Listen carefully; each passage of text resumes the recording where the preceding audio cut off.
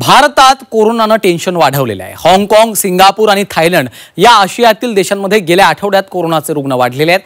भारतात देखील कोरोनाचे नवे रुग्ण आढळलेत। देशात गेल्या आठवड्यात 58 नव्या कोरोना रुग्णांची नोंद झाली आहे। सक्रिय कोरोना रुग्णांची संख्या 93 इतकी आहे।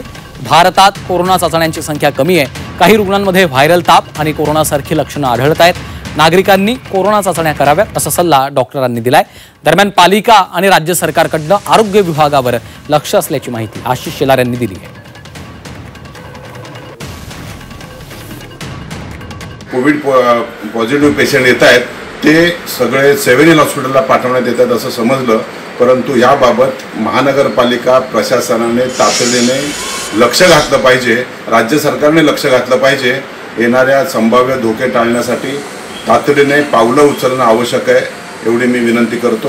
महापालिका आरोग्य विभाग असेल किंवा राज्य सरकारचा आरोग्य विभाग असेल याच्याशी मी स्वतः चर्चा करीन आणि याच्यावर राज्य सरकारची भूमिका आरोग्य खातं मांडेल, त्यांना तशी मी विनंती करेन।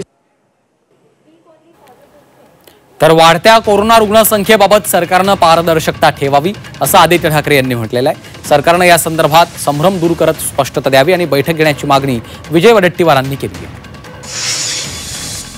आकडेवारी कुठेही आलेली नाहीये, खुलेपणाने बोलत नाहीयेत, पण मला वाटतं जर आत्तापासून बोलायला लागले तर भीती निर्माण नाही होणार, पॅनिक नाही होणार आणि लोकांशी संवाद साधणं गरजेचं आहे। जसं त्यावेळी आपल्याला आठवत असेल उद्धव साहेब स्वतः येऊन जी सत्य परिस्थिती आहे ते सांगायचे।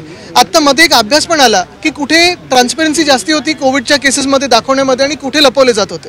लपवले जाण्यात काही राज्य होती ती कोणाची शासित होती ही तुम्हालाही माहिती आहे, पण जिथे पारदर्शकता होती, मग केरळ असेल, महाराष्ट्र असेल, एक आम्ही प्रयत्न केला होता त्यावेळी। हा विषय अत्यंत गांभीर्याने घेतला पाहिजे, कारण आता ही सुरुवात आहे। ह्या बिगिनिंगला जर आपण थांबवू शकलो नाही तर पुढे हे गंभीर स्वरूप येईल।